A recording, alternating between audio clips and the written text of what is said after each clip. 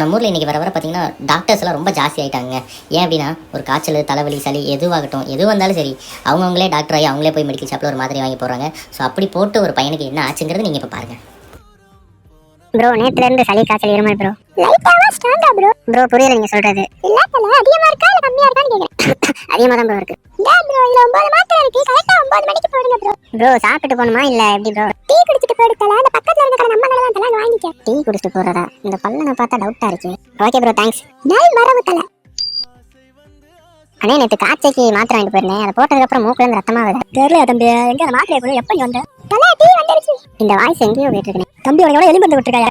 நேற்று இவன் தானே கடையில் உட்காந்து மாத்திரை எடுத்து கொடுத்தான். தம்பி இவன் டீ கொடுக்குற பையன். நேற்று நான் ஒன்று கடிக்க போயிருந்தேன். அந்த வாங்க உட்காந்து போகிற கடையில் நீ விளையாடுறதுக்கு நான் தான் கிடைச்சனாடா. எறும்பு மட்டும் பல்லா நேற்று லைட்டாவா ஸ்ட்ராங்காவான்னு கேட்குறப்பே கணிச்சிருக்கணும்.